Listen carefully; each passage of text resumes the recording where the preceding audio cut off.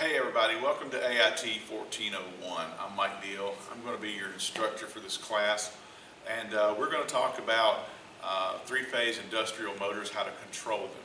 And when we're talking about control, we're talking about running them forwards, backwards, starting them, stopping them, jogging them, changing the speed, things like that. That's all motor control. Okay, and anything to do with industry, particularly in manufacturing, is run off of a three-phase motor. And you might be thinking, well, what about hydraulics and compressed air and things like that? Well, the prime mover is a three-phase industrial motor. And so, like I said, whether it is hydraulics, whether it is pneumatics coming from an air compressor, whether it's a conveyor, whatever the case may be, 90% of your industry is going to be run off of a three-phase induction motor. Okay.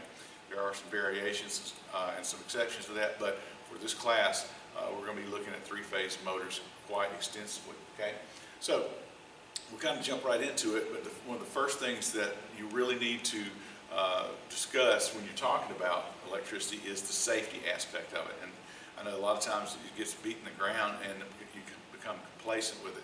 But safety, particularly for those who are coming into the lab for the first time and who've never worked with three-phase voltage, this is going to be very important.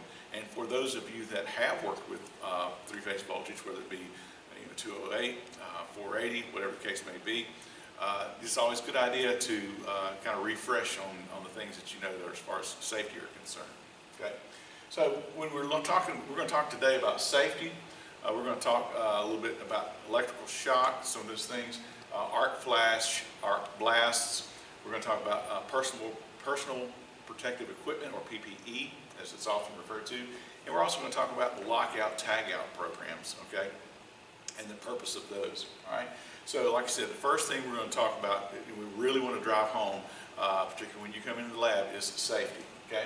Now, with electricity, it's a little tricky because electricity, you can't see it. All right. You sometimes can hear it when you hear a transformer running or when you hear a three-phase motor running or something like that.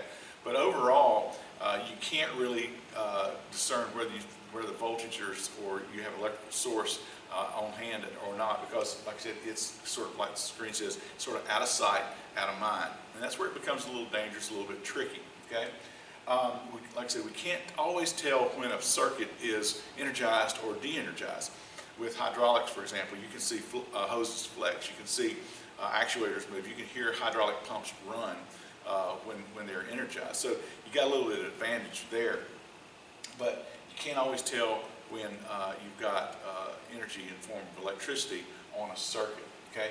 Now, with new technicians that graduating from the program and going out to work, okay, they are particularly susceptible to incidents with electricity.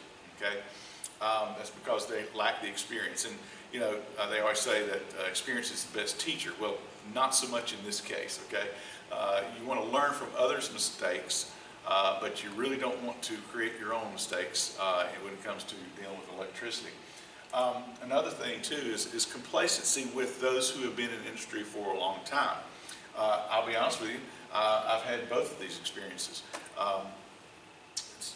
As a young electrician, when I was going out as an industrial electrician in some of the plants, I made some mistakes. Fortunately, they weren't fatal, or they didn't hurt anybody, and I didn't damage any equipment. But I did make some mistakes, and that's because I was new and new to electricity, or at least that voltage and stuff. So everybody is susceptible to that. Okay, and also complacency with the experienced technician. Unfortunately, I know two people that were killed in an accident because they were complacent around the equipment they were working. In this particular case, it wasn't electricity, it was the hydraulics. And it was the same machine in two different incidents, and it killed both of the people because they did not do a proper lockout and tagout procedure. They thought, well, I know this machine, I've been around it, I just shut the power off, I should be good to go. But there was a lot of stored energy in the hydraulic system, and they got caught between an actuator and the machine, and it killed them. And like I said, it was two different instances, two different technicians.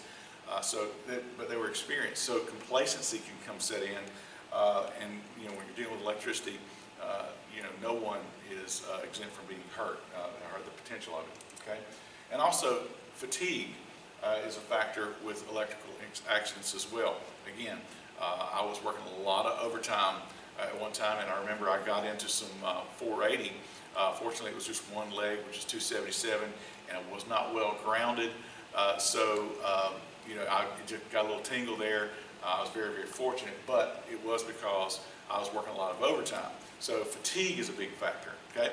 Here's something that probably some of you do know, some of you may not know, but industrial accidents, not just electrical, but all industrial accidents combined, about 61% of these accidents occur during overtime. So while it's, you know, you make a lot of money on overtime, that's when your chances of getting hurt go up exponentially, okay?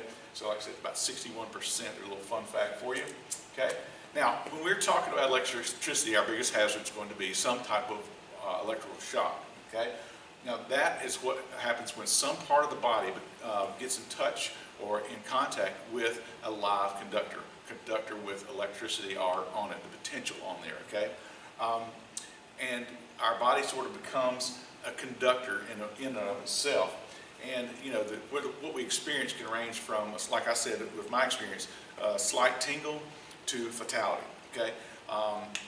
Like I said, I'm very fortunate that that did not happen to me. But the big thing here is the body becomes a conductor, all right? So going back to something very basic here, you know, you got to have three basic components in order to have a circuit of any kind.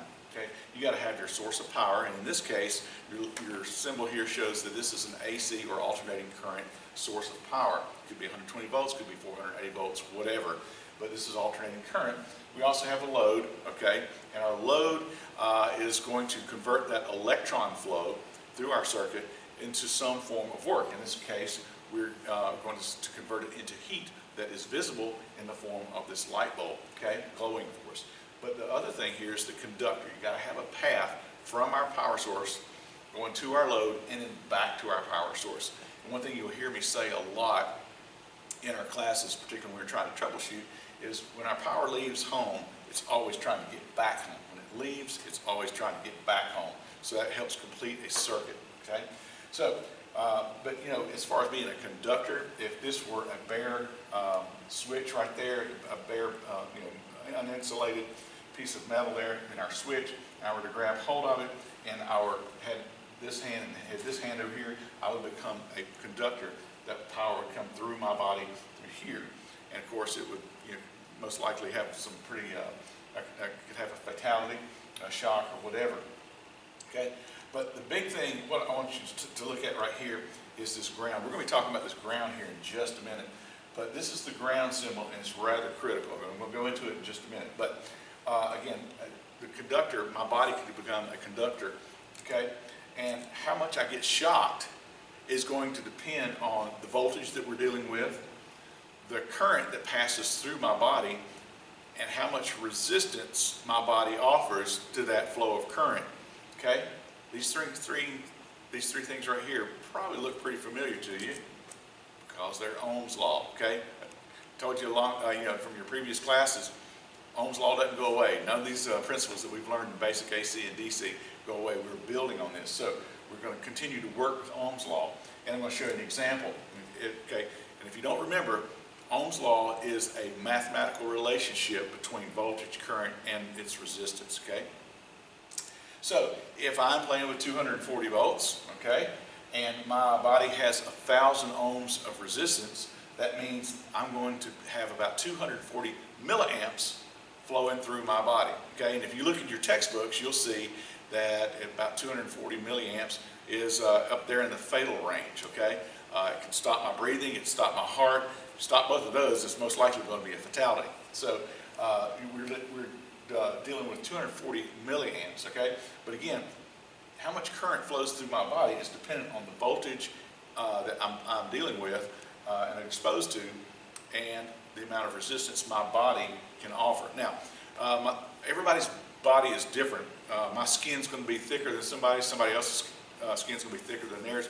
The amount of the moisture content in my skin, moisture, water, is a conductor. So these variables that are in our body determine how much resistance our body can provide to the current trying to flow through our body. If I've got a lot of resistance, I might just get a small little tingle or a little bit of a burn or something like that, something very small. If my body has very little resistance, that current's going to flow right through me, okay, and the consequence is going to be a whole lot worse, all right?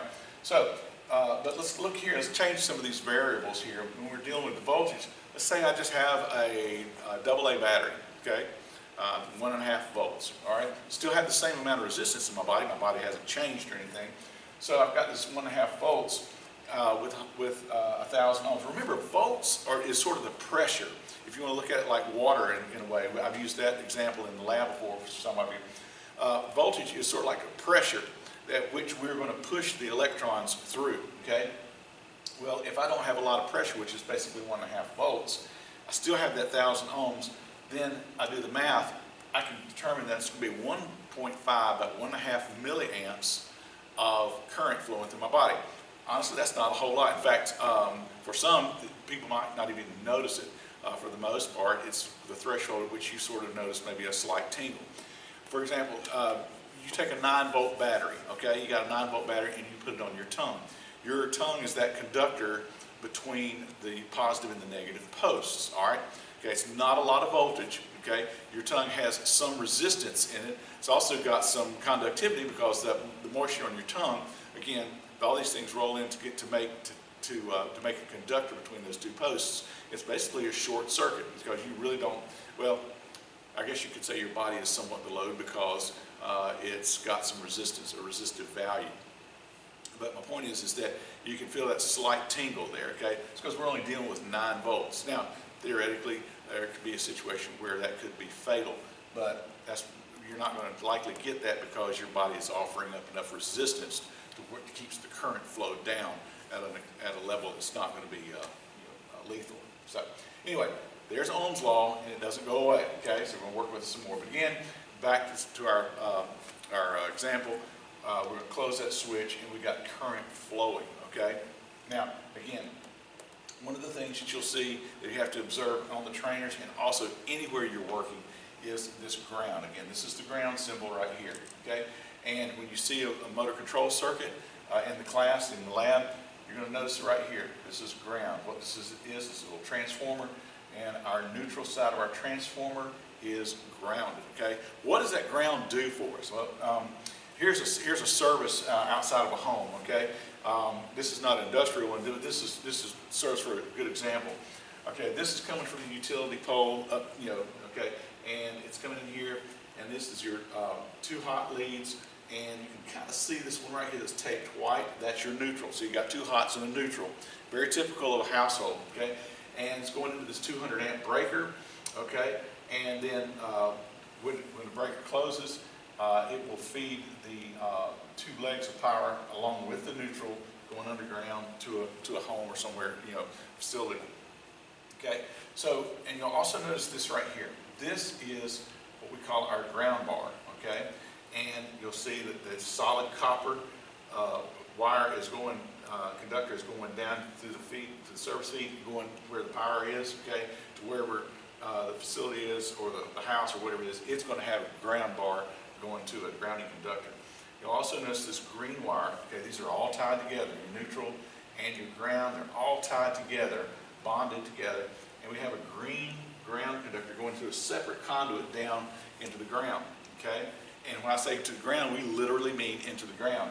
This is a copper rod driven, depending on where you live and what your codes are, anywhere from 6 to 8 feet, but that ground wire is bonded to that ground rod, okay? And the purpose for doing that is that if any voltage or any stray current were to come in contact with into this box or anywhere in our home, it would immediately take that potential, okay, our hot side, straight to ground, okay?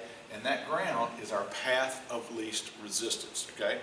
So, as an example, now older homes didn't have this, and older facilities didn't have the grounds mandatory.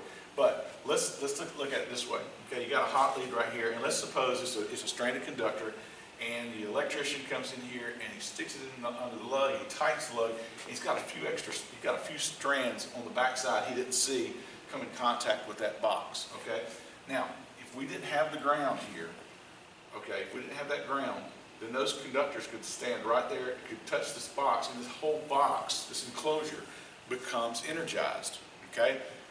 It'll still run, everything's fine, it'll run just fine.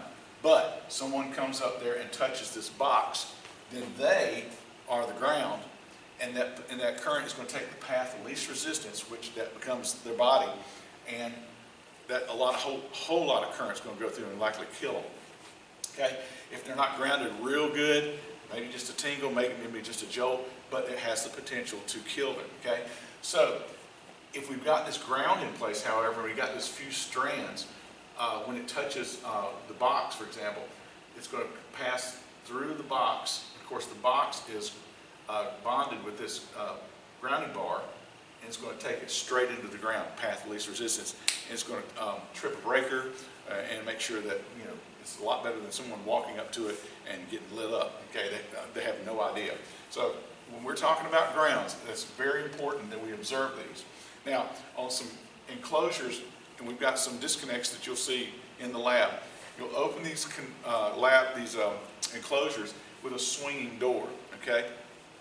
And you'll notice there's a bond strap there, a ground strap between the enclosure and the door. That's because that hinge is not a good conductor. It varies too much, okay? It's not a good solid path of least resistance. That hinge can offer up some resistance, not give a good ground. So your door could be hot, okay? And if a conductor came in touch with that, you know, do the same thing as the enclosure I showed you earlier. So there's typically a ground strap between the main enclosure body and the swinging door.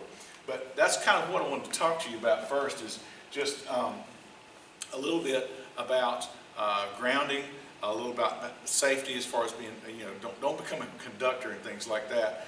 I'm going to stop the video at this point because I like to break these up in smaller chunks, and that they're easier to upload for me, easier for you to watch and kind of go back to and find points that you want to. You'll see that I'm doing that a lot during this class. But I'm going to stop here. Be sure to pick up on the next video because we've got more information. But I just want to touch a little bit about safety. We're going to go into some more as far as arc blast, arc flash, and also PPE and the lockout tagout. So for right now, I'm going to shut her down, and be sure to watch the next one, and we'll see you in a little bit. Thank you.